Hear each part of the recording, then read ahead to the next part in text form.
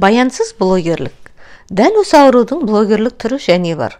Олар жаңалықты басқаша жолмен іздейді. Олардың жаңалығын қазір қайып деп немесе қайып қуу деп атайды. Олар әлеуметтік желінің жұлдызы болуға ұмтылады. Әлбетте жұлдыз болу оңай емес. Оның тартатын азабы бар. Даңқты әншілер мен актерлер жұлдызы жанғанша тынбай еңбектенеді. Сахналық өнерін шақыру шегіне жеткенше ойын сауықпен ұйқы рахаттан тыйылады. Ал модерн блогерлер аурудың үстімен жеңілдің астымен жүріп атақты болуға тырысады. Сол ішінде елде елең еткізетін арзан жаңалықты жерден қазса да табуға болады. Олар таңда ояна сала бүгін кешке оқырмандарыма не өнер көрсетем екен?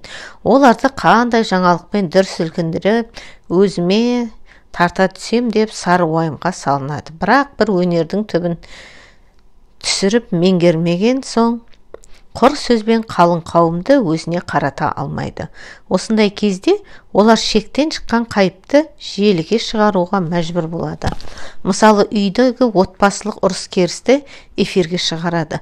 Басына түскен қасіретті жұртқа баяндап, сырын шашқаннан ләззат алады. Әрине, біреудің сырына құмар өсексіз жұрт ондай аккаунттың иесіне жаппай жазылады.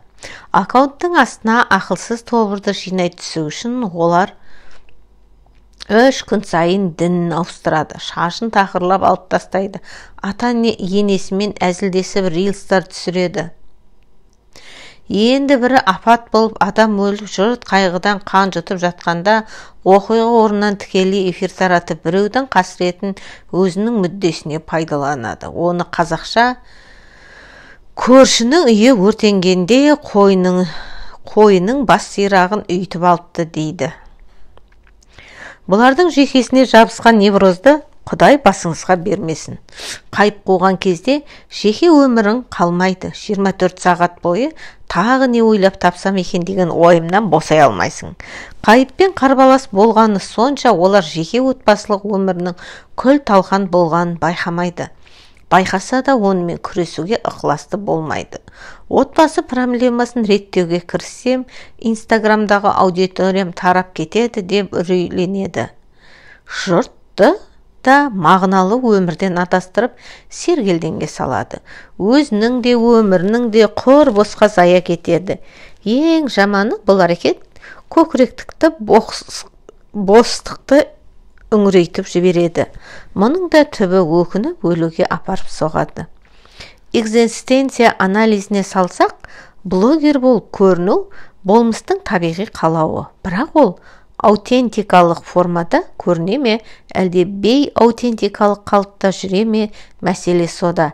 Егер ол болмыстың бойындағы тәңірлік қасиеттерін тысқа шығарып, қараңғы қоғамда ағартумен шұғылданып, білім мен өнердің пайдалы бір саласын белсенді насихаттап отырса, болмысқа қауіп жоқ. Бұл жолы да айналып кеп, өмірдің объективті мәні деген тақырыпқа тірелдік.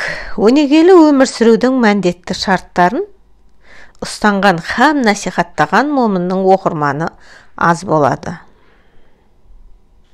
Аз болса да саз болады. Аманаттың жүгі. Құндылыққа қанбай, оқуға жармай, тәрбиесі толмай, діннен бейхабар, ғылымнан алыс болып кеткен типтердің қуыс кеуделікке жылдам ұрынатын түсінікті болды. Бірақ көп адамды мазалайтын одан да маңызды бір сұрақ бар. Қазақты жұрт сан түрлі өнермен сахнадан түспейді. Бала жастан оқып өскен, дарынды мектеп білім алған, ғалымға біршама тереңдеген оқу ордасында мұғалім болып, әкімшілік орындарда қызмет атқарып жүрген, өздерін интеллигент санатына жатқызатын кісілердің жүріс-тұрысы мен психологиясында көрініс беретін надандықты түсіне алмайды. Мұншалықты өнерлі оқымаған кітабы жоқ, үнемі ғылыми ортада жүреді, сөйте тұра мынандай жауапсыз жүрісі қалай қарапайым этика мен сыйластық нормалдарын ұстана алмайды. Қуыс кеуденің нағыз өсі осылар емес пе? Егер бұлар осылай жауапсыз жүретін болса, Балаңдыққа, құндылыққа қандырып, білімге бөктіріп, оқымысты азамат қылып өсірудің не мәні бар деп таңғалады. Расымен сыртынан қарасаң, түр-тұрпаты алаш азаматтарын еске салады. Таланты тасып кез келген тақырыпта ағып тұр. Саяси ахуал мен діни мәселені пістеше шағады. Дарынды мектепті бітіріп, елдегі оқуын тауысып, шет елді де шулатып келеді. Атақ та, абырой да сонда. Бірақ қайтқанға көңіл айту, ұтқанды құттықтау, мықтыны мойындау, жығылғанды жұбату, әлсізге болысу, той иесінен көрімдік, байғазы беріп қуанышпен өлсу деген сияқты адамгершіліктің ең нәзік ноталарын ұстай алмайды. Ондай халықтық салтты оқымаған жұрт ұстанады. Біз сияқты ғалым қоғандар ешкімнің қайғысы мен қуанышын бөлісуге міндетті емеспіз деген кібірлік көзге ұрып тұрады. Дәл осындай оспадарсыз типтерді Мұхтар Әуезов те сынап оқыған азамат әңгімесіне арқау қылған. Бұл сұрақтың жауабын Құранның аяулы бір аятында ұйысаң ғана таба аласың. Құран бойынша Алла тағала адамды жаратқан соң оған халифалық мәртебе береді. Сосын ортадағы бір аманатты шығарып, оны тіршіліктің мойнына жүктемекші болады. Бұл істің шарты да ауыр екен. Аманатты алған тіршілік иесі оны бұзбай, өлдірмей, шашпай, төкпей, саф қалпында ақыретте Алланың өзіне қайтарып беруі керек. Бұл ғапылдықпен нұрланатын жоғалтқандар мәңгілік азап шегеді. Аманаттың салмағы мен шарттың ауырлығын түсінген кезде аспан, жер, тау, тастың үрейі ұшып, жан жаққа бытырай жөнеледі. Сол кезде Алланың дидарына өлерде ғашық адам ата ілімнің жоқтығынан қараңғы кейіпте тұрса да, аманатты мен арқалаймын деп тәуекелге бел буады. Кейін бұл аят қисада бұлайша кеңірек көрініс тапқан. Жаппар қақ 18 мың ғаламға дейді. Бүгін сендерге бір аманат ұсынамын дейді. Кімде-кім аманатты қабыл алып, оған қиянат қылмаса, шексіз бақытқа кенеледі. Бірақ аманатты алғаннан кейін, оның шарттарын орындамаса, азап тартады дейді. Күллі жаратылыс не аманат деп сұрайды. Ол махаббат. Оны иеленген жаратылыс иесі өлгенше сүйіспеншілікпен өмір сүруі керек. Айналасына шуақ шашып елжіреп тұратын, қалінен бір сәтте ажырамауы тиіс. Аманатты жоғалтқандар тас жүрек зұлымға айналады дейді. Осы бір сәтте бүкіл ғалам үнсіз қалады. Тау, тас, аспан мен жер тәуекелге бара алмай, шегіншектеп тұрып қалады. Адам ата ол кезде ілімсіз еді. Аманаттың ауырлығын жете түсінбесе де, Құдайдың дидарына ғашық болғасын, аманатты арқалап алуға келісті. Құдай тағала, мені мұқият тыңда. Егер шын көңіліңмен мойынсынып, аманатты таза сақтасаң, мәңгілік сый көресің. Егер қиянат қылсаң, көретінің тек азап пен жәбір дейді. Адам ата, иә, уа тәңірім, аманат майданында менімен бірге боласың ба деп сұрайды. Әлбетте. Дүниеде мен сенімен бірге боламын. Егер мені көркем есімдерімді атап шақыратын болсаң дейді. Тәңірісі уәде берген соң, адамның жүрегіне сенім кіреді. Аманатты маған берсең, мен оны жүрегімде сақтаймын, оны таза ұстауға тырысамын, ұрпақтарыма да аманат етемін дейді Құдай тағала. Дейді Құдай, аманатты таза сақтаудың шарттары бар. Мен арам деп тапқан барлық нәрседен аулақ жүресің. Жеген әсің адал болсын, сөйлеген сөзің мәнді болсын, жүрегің кірленбес үшін әурет жеріңді жауып жүруге міндеттісің. Аманатты аманат сақтауға да, жоғалтып алуға да септігінің ең басты құралың қызыл тіл. Тілін ғайбат сөйлемес үшін мен оны 3 түрлі қорғанға қамадым. Олар 2 жақ, 2 ерін, 30 тіс. Осы 3 кедергіден өтіп өсекке жол беретін болсаң, аманатты ұрлатып аласың. Махаббат кеткен соң, жүрегің қатайып, қиянаты шірмікпей жасайтын зұлымға айналасың депті. Бұл аятты әртүрлі тәпсірлейтін топтар да бар. Біреулер аманат деп ақылды айтады, енді біреу әділдікті айтады, софылар махаббатты айтады, буквалистер шариғатты айтады. Бірақ кім не айтпасын, бір нәрсе анық. Ол адамның мойнына ілінген объективті бір міндеттің барлығы. Енді мұның ең қызығы мына жерде. Бұл аманатты Алла тағала мойныңа қинап бермейді, ілмейді. Дүниеге келіп, есіңді жинап, ақыл тоқтатқан соң, адамдық борышты арқалауға да, арқаламауға да еріктісің. Мұндай жауапкершілікті мойынға алар кезде кәдімгідей миың тербеледі. Адамзат пен Алланың алдында арқалайтын бұл жауапкершілік түпсіз тұңғиық сияқты үрейіңді ұшырады. Бірақ бұл психологиялық дүние. Егер үрейіңді жеңіп, сол сәтте аманатты алуға саналды түрде келсең, оның жігін құлатпай алып жүруіңе абсолютті болмыс ғайыптан жәрдемші болады. Одан бас тартсаң, ғайыптан келетін жәрдем де тыйылады. Бұдан соң күнделікті тіршіліктегі ұсақ түйек проблеманың өзі сені езіп жібереді. Жүйкең жүндей түтіліп, депрессияға түсесің. Қуыс кеуде қайдан шығады? Міне оқырман, қуыс кеуде дертінің негізгі себебі анық болды. Кез келген пенде тап қазіргі жағдайда қарай бір адамдық борышты арқалауға тиіс. Кез келген ситуацияда одан жалтарасың немесе бетпе-бет келесің. Бетпе-бет келу деген былай. Ата-ананың борышы, баласының бойына құндылық егу, ең бастысы әдеп үйрету. Инстаграмдағы жылтырақ хам жалған әлемнің қызығына жұтылған жеңілтек аналар бұл міндеттің мектептің мойнына іліп, балаға даналық үйретудің ауыр азабынан жалтарады. Ал сол кезде өзі де баласы да қуыс кеуде болып шығады. Әкенің борышы. Әділдік үшін күресетін қаһарманның рөлінде тұру. Баланы адал еңбекке баулу. Ол да борышынан қашып, сауна, бильярд, футбол, балық аулау, аңға шығу деген сияқты қызықты қаулағанда отбасы қараңғылыққа бата бастайды. Мұғалімнің міндеті сапалы білім беру. Оқушыны алалаудан сақ болу. Оның білімге деген құштарлығын өлтіріп алмау.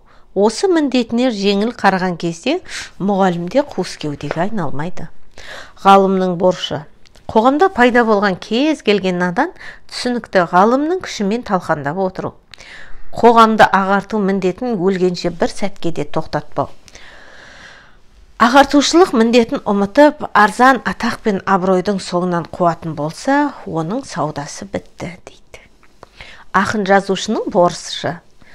Қоғамның дертін дөп басып, ел жұрттың қалғып кеткен ар-ұятына, шынайы шығармасынан сілкілеп отырып, ол да бұл да міндетін ұмытып, мүшайраның қызығына жұтылып, жүлденің сомасына ұмтылып, халыққа қарай емес, әкімге қарай талпынғанда қаламнан кие қашады, дейді. Діндардардың борышы ар-ұяттың айнасы болу. Иман деп аталатын ең үлкен құндылықты құрғақ уағызбен емес, миға сыймас ерлігімен паш ету. Енді Аллалық рахметімен үмітсіз қылмау. Мейірім мен махаббатқа негізделген әділетті қоғам құрудың негізгі драйверіне айналу. Осы борышын ұмытқанда кез келген діндардың әзіл оспақ ойын қалжығының күлкісі кейіпкерге айналады. Шенеуніктің борышы халықтың салығынан құралған мемлекеттік бюджетті ел жұрттың барлық сала бойынша дамытып, салауатты өмір сүруіне жұмсау. Ол да борышты тәрк етіп, бюджетке қол сұққанда ұсталмаған қарабет ұрыға айналады. Бай бағланның борышы, дейді. Мал шашуға, мақтан қууға, атпен бірге атақ жарыстырмай, мәдени құндылық өндіретін қас таланттарға материалды қолдау көрсету. Ғалымның оқуы мен өнерінің өрге жүзуі дәулетті кісінің байлығына тәуелді. Байлар да борышты ұмытып, далбаса даңғазаға ақша салып, Мал шашқанда қуыс кеуде көп ақмақтың біріне айналады. Әнші, күйші, жыршы сияқты өнер иелерінің борышы құндылықты сәтімен арқалау және оны жұрттың жүрегіне қондыру. Олар қайтсе мәнмен қауышады, қайтсе одан көп жазады. Өнерпаз адам жас таланттың жолын бөгемей, бағын ашуға септеспесе, өзі де мән табады. Қас талантты күнде оның тіресігінен тістегенде мәннен ажырап, қадірсіз қуыс кеудеге айналады. Мағынасы 21 ғасырда елдің бәрі осы дертте мезі болып бітті. Қайда барса да күншілдер мен надан діншілдердің етегінен тарады да тұрды. Қоғамның барлық саласын жайлап кеткен тамыр таныс пен сыбайлас жемқорлықтың өркендеуге жол бермеді. Жүйкесі жұқарып, жүні жығылғандар мұншалық зұлымдық пен әділетсіздік қайдан шығып жатыр деп таусылады. Осы ретте еңбегінің авторы Морган Скотт Пектің мынадай пайымына құлақ түрген жөн. Ол бүй дейді: доктор Пек, неліктен бұл өмірде жамандық бар? Деп таныстарым жиі сұрайды. Бірақ ешкім неліктен бұл өмірде жақсылық бар деп сұрамайды. Олардың ойынша бұл дүниеде жамандықтан пәк мөп-мөлдір әлем сияқты. Сонда пәк әлемде оңбаған біреу келіп, жамандықты былғап кеткендей. Ғалымға салсаң, зұлымдықты зерттеп, жамандықты атаулыны талдап, талшықтап берген оңай сияқты. Бірақ жақсылықтың төп төркіні табу әлдеқайда маңызды. Мысалы, адамның өзін-өзі тәрбиелеп, темірдей тәртіпке көндіруі, таңғаларлық құбылыс. Есесіне еріншек те болсақ, адамға тән мінез. Еріншек болуды арнайы оқытатын курс жоқ. Есесіне сені дисциплинаға баулайтын неше түрлі мектептер мен оқулықтар бар. Олай болса, бұл дүние керісінше әуелден жақсылықтан ада, қараңғы әлем болатын. Ғайыптан тайып, осы әлемге ізгіліктің дән түскен. Сондықтан зұлымдықты зерттегеннен гөрі құпиясы мен ізгіліктің төп тамырын іздеп табу әлдеқайда қызық һәм маңызды. Америкалық ғалымның осы ойынан мынадай хикмет өрбітуге болады. Құран бойынша бұл әлем әуелден сапасыз болған. Мұны ібіліске еншілеп берген соң сайтанға тән күншілдік, іштарлық, қатын-құмарлық, мансап-құмарлық, дүние қоңыздық, бақталастық, пасықтық, қулық, сұмдық, алдау, арбау, алаяқтық, опасыздық, суайттық, еріншектік, мақтаншақтық, қатыгездік сияқты ит мінездері үшін құнарлы топырақ осы дүние болып табылады. Сол себепті рухани мәдени ғылым майданды бір сәтке де тоқтатуға болмайды. Тоқтатсаң сыңсып тұрған жамандық атаулы атып шығуға дайын. Осыншама жамандық атаулымен сіресіп тұрған кесір әлемге тәңірлік әлемнің ізгіліктің шамын жағу әлемдегі ең ұлы ерлік болып саналады. Сондықтан бақытсыздық, сәтсіздік қайдан келеді деп сұрай беру тұйықтан шығармайды. Керісінше, адамдық борыш деген не? Кім не оны бізге міндеттеген? Борыш арқалаған адам не істеу керек деп сұраған сайын тұйықтан шығатын жол ашыла береді. Бар бәле білімді азаматтың адамдық борышын арқалаудың орнына арзан атақ пен баянсыз қызыққа өз еркімен берілуден басталады. Борышты айналып өтетін білімді типтерге қатысты қысыр интеллектуализм, бесплодный интеллектуализм деген термин бар. Мұндай типтер расымен білімді, қалыңдығы кірпіштей ғылыми еңбектерді қиналмай оқи береді. Өзара бас қосып әңгіме құрғанда сөзіне ілесе алмайсың. Бірақ жамандық жайлаған бұл әлемді ғылым күшімен ағартып, надандықтан ашуға ниетті емес. Олар кітапты аз оқыған қара қалыптың сауатсыз әрекетін сынап мінеумен, кекетіп мұқатумен өмір шіркінді тауысады. Себебі ағартушылық үлкен күрескерлікті талап етеді. Көне қарағанда тілмен айтсақ, күндіз отырмайтын, түнде ұйықтамайтын, қызыл қанды төгетін, қара терді ағызатын ауыр жұмыс. Осы ауыр адами міндетінен қашқан соң, олардың бойындағы қайсарлық, табандылық, күрескерлік, төзімділік, жақсыға болысу, озғанның атын қамшылау сияқты биік қасиеттері ашылмаған күйі арам өліп қалады. Бірақ бұдан да үлкен қасірет және бар. Ол адам болмысының өзін-өзі сырттан бақылап, өзін-өзі тергеп, саналы түрде өзімен еселеп алып отыратын ең биік қасіреті. Байқасаңыз, мәдени майданын тастап қашқан рухани дезертер қоғамдағы надандықты сынап мінеп отырғанда өз бойындағы надандықты байқамайды. Құдай төбесінен қос қолдап ұрды деген осы. Түбін қазсаң тәңірлік әлемге барып тірелетін осы бір терең тақырыптың заңды иесі де дін ғылымы. Алланың аманаты. Адамдық борыш деген ең салмақты сөздері діни жетекшілер жаңғырып отыруға міндетті. Қақ діннің қоғамға оңынан ықпал ететін адамдық борышпен ғана өлшей аласың. Өлшем қисайса, қатеден көз ашпайсың. Мысалы, затты килограммен өлшейміз. Оның эталоны Парижде тұр. Бүкіл әлемдегі 1 килограмм ұғымы Париждегі түпнұсқамен сәйкес болу міндетті. Ортақ өлшеп орныққан соң алыс берісте әділдік орнайды. Біздің діннің де өлшемі қате. Борыш шақталмайтын діндарлардың діннің ықпалын мешіттер санымен, жұмаға жиналатын жамағат, ораза ұстаушылардың санымен, қажылардың көптігімен, халал кафелердің ашылуымен, хиджабпен өлшеуге ұрынған. Мұндай өлшем адастырмай қоймайды. Себебі мешіт адамға толып, халал кафелер қаптаса да, қазақ қоғамында өзіне қол салу, ажырасу, педофилия, ерте жүктілік, бюджетті тонау, әділетсіз сайлау, экологияны ластау, сыбайлас жемқорлық, адам құқықтарының бұзылуы сияқты толып жатқан әлеуметтік рухани проблемалар азаюдың орнына асқынып барады. Діншілдер жамағатына адам жинауды, армандауды доғарып, шынайы ағартушылықпен шұғылданса, жоғарыда айтылған проблемалар табиғи шкаласына қайтады. Бұл жақта да проблеманың бастауы аманатты арқалаудан қашу, адамдық борыштан жалтару.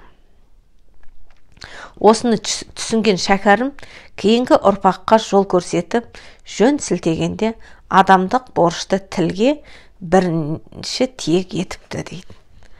Адамдық борышың халқыңа еңбек қыл. Ақ жолдан айнымай арсақта оны біл. Талаптан да біліммен өнер үйрен. Білімсіз, өнерсіз болады ақыл тол. Мақтанба, сыланба, мансаптың тағы үшін. Нәпсіңе билетпе, басыңның бағы үшін. Өміріңді сарп қыл, өлгеніңше жоба тап, жол көрсет. Келешек қам үшін. Қайтадан қайырлып қауымға келмейсің. Барыңды, нәрліңді тірлікте бергейсің. Ғибрат алар артыңа із қалдырсаң, шын бақыт осыны ұқ, мәңгілік өлмейсің дейді. Ойшыл Канттың да пікірі осындай. Ер азаматтың пешенесіне жазылған бір нәрсе бар болса, ол адамдық борыш. Яғни мұқтаж жанның қасына әмімді табыла кетуге дайын тұратын қырмыз дейді. Құрметті оқырман, сіз 21 ғасырдың мағынасыз тіршілігінен мезі болып, сіздің көңіліңізді бір бостық жайлаған болса, қайғыра берудің қажеті жоқ. Адамдық борышты арқалап, халықты ағартумен айналысқан ата-бабаңыздың сара жолы алдыңызға сайрап жатыр. Іштегі үрей мен қорқынышты жеңіп, қоғамға пайдалы болатын қырыңызды іске қосыңыз. Ешбір ғасырда өзін ақтамаған, баянсыз қызықтың бәрінен бас тартыңыз. Ең болмағанда, жаныңызда отырған жас ұрпақтың көкірегіне рухани құндылықтың бәр дәнегін егіңіз. Түптің түбінде кеудесі хикметпен зерттелген өнегелі ұрпақ өзінің де сіздің де өміріңізге мән тартып, мағыналы ғұмыр сыйлайды. 90 ауыз сөздің тобықтай түйін Рабиндранат Тагордың мына сөзімен аяқтаймыз. Мен ұйықтап жатқам, түсімді, өмірді көрдім. Өмір бақыт пен шаттық екен. Сәлден соң оянып кеттім. Қарасам, өмір деген адамдық борышпен болып шықты. Тұрдым да іске кірістім. Нәтижесінде адамдық борыш шаттық пен бақытқа айналды. Мұсылман қазақтың міндеті кеудемізде табиғи түрде рухани қуыс бар деп білдік. Пенде шіркін рухани күнтізбе, көкіректегі қуыс пен бос сөз, бос әңгіменің кесірінен асқына келе үңірейген қара құрдымға айналады. Адам бұрын да іштей ыдырап, болмыстың бөлшектенуін қарқын алады. Бұның да алдын алмаса, дерт айналасына жаппай жұғып, қоғамдық дертке айналады. Бұл түсінікті. Енді мынандай сұрақ қоямыз. Сонда мұндай рухани мерезбен күресетін әлеуметтік топ біздің қоғамда бар ма, жоқ па? Теория бойынша олар мұсылмандар тобы болуы керек.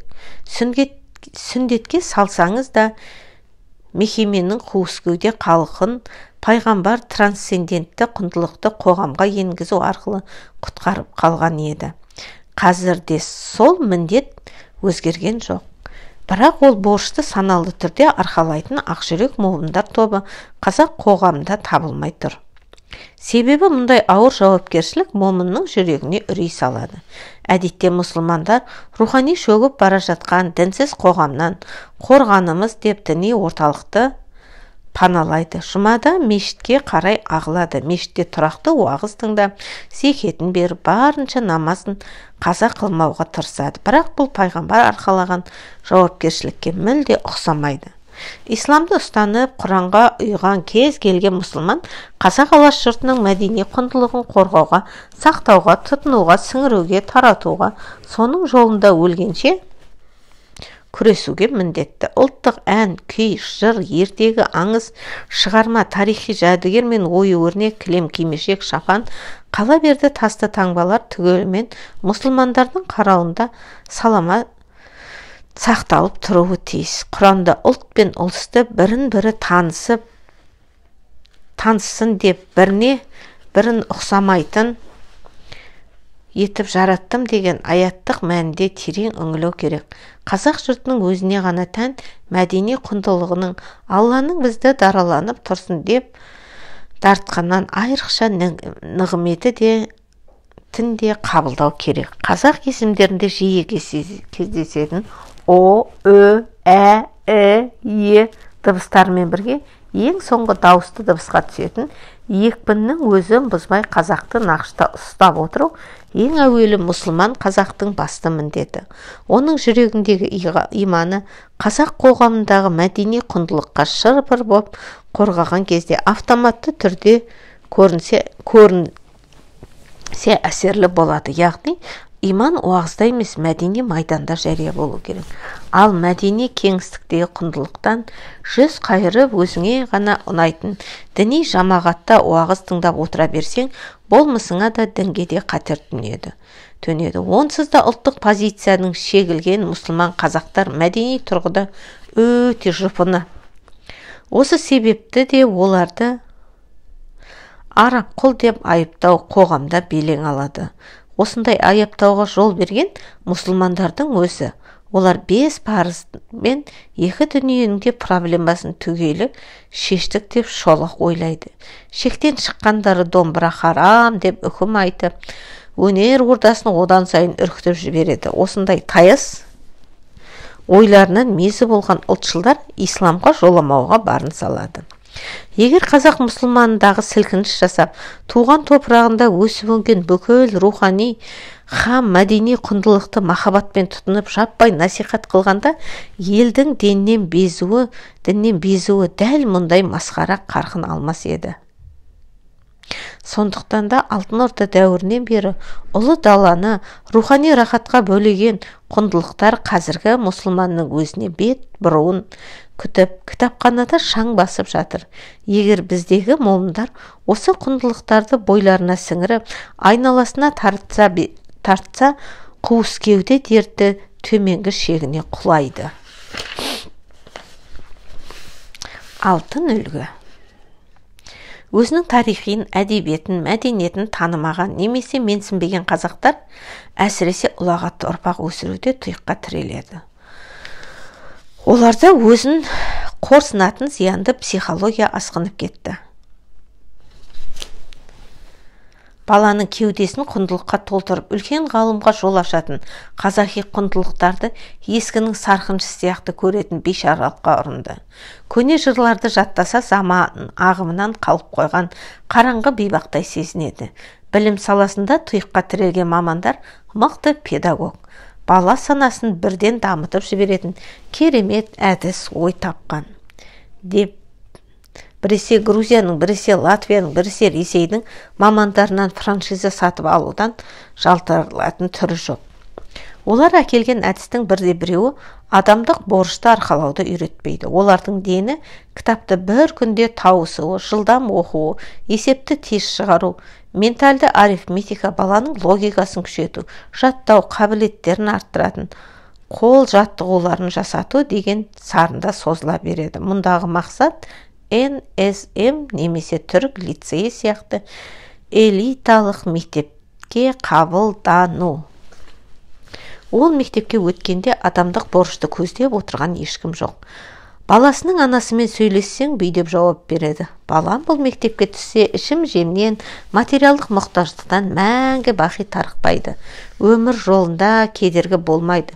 Өле-өлгенше айы оңынан, жұлдызы солынан туып, алдарынан жел есіп жүреді деп сенеді. Жігітке жеті өнерде аз дегендей сөз жоқ. Бұл да адам тіршілігіне керек құрал, бірақ адамның борышты арқалауға септеспеген соң түптің түбінде бұлардың бәрі баянсыз нығметке айналады. Жауапкершілік арқаламайтын адам қуыс кеуде дертінен құтылмайды. Оның ең үлкен зияны бар. Интеллектуализмге шектен тыс ұрынған адам метафизиканың рухани сырларына өте алмайды. Фактіге ғана сенетін, тастай логикаға, жүректің интуициясымен ғана сезіп білетін ақиқаттың нәзік жарығына қарай алмай қор болады. Адамдық борышты бала сіңірудің алтын үлгісі қазақ тарихасында жайнап тұр. Біз надандықтан қорғап, өткен Қаныш Сәтпаевтың қалыптасу үлгісіне назар салыңыз. Медеу Сәрсекеннің қазақтың қанышы деген еңбегінде осы алтын үлгі айқын көрініс тапқан.